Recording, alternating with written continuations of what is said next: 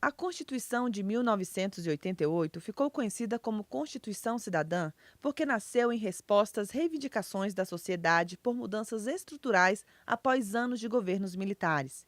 Seu aspecto democrático significou a conquista de vários direitos trabalhistas e sociais. Um deles é o direito à livre associação profissional ou sindical. A Constituição assegura a todos os cidadãos o direito de livre associação, seja em sindicatos, seja em associações de classe, associações de cunho profissional, enfim, trata-se de uma liberdade plena, um direito fundamental que está previsto não só no artigo 5º da Constituição, como também no artigo 8º, no que diz respeito aos trabalhadores e empregadores para criarem as suas associações de classe. É fundamental, no entanto, entender a diferença entre associações profissionais e sindicatos, pois essas categorias têm conceitos e funções diferentes. As associações atuam para auxiliar os profissionais e estudantes com atividades que agreguem valor aos seus currículos. Realizam ações para reciclar o conhecimento, como cursos, palestras, congressos e jornadas e demais eventos científicos. Já os sindicatos trabalham para verificar a jornada ideal de trabalho do profissional, piso salarial, acordos anuais, faz prevalecer todos os direitos trabalhistas garantidos na CLT. Nessas duas categorias, o profissional escolhe se quer manter um vínculo com as organizações.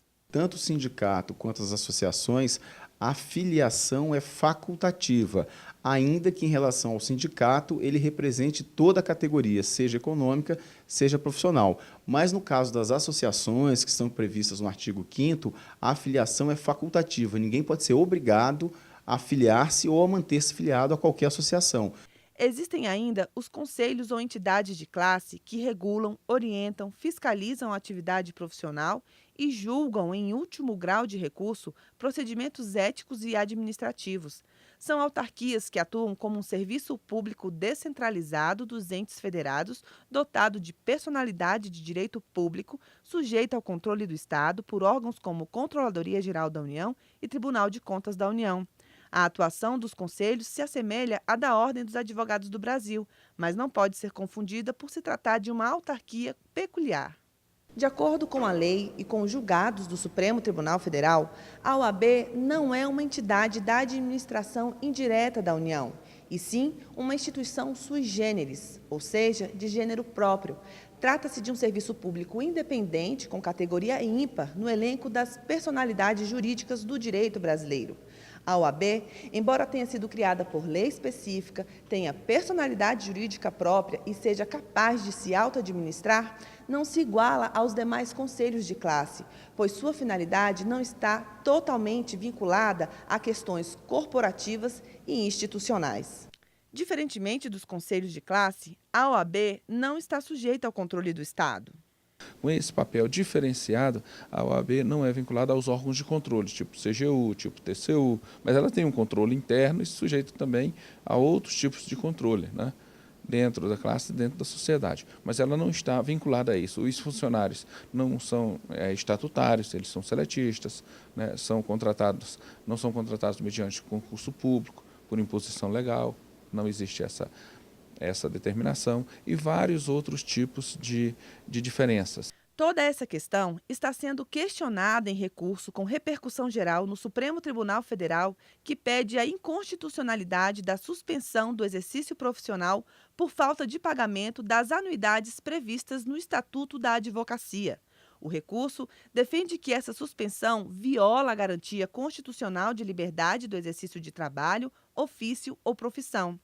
Em artigo publicado pelo site jurídico Migalhas, o diretor-tesoureiro da OAB, Antônio Oneildo Ferreira, explica a natureza do vínculo entre advogados e a OAB e por que essa relação não é inconstitucional. Que a natureza jurídica do vínculo do advogado com a OAB, ele é de sujeição e ele é um ato, uma relação como componente da qualificação exigida para o ingresso na advocacia e para o exercício profissional da advocacia.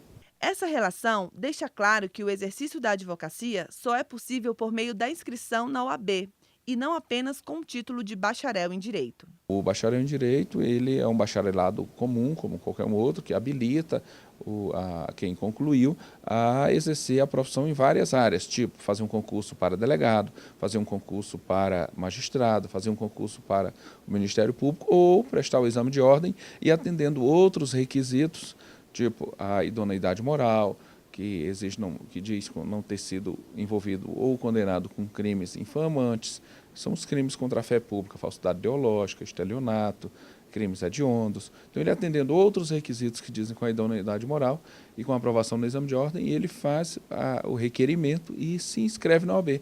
Portanto, essa relação, esse vínculo, essa inscrição não é de natureza associativa. Para a OAB, é fundamental que esses conceitos sejam incorporados pela sociedade. A importância disso é que, no momento em que esclarecemos, que definimos essa natureza jurídica do vínculo, nós conceituamos a instituição para estes aspectos e nós também diferenciamos a profissão e a instituição em relação a outras entidades de classe, por exemplo.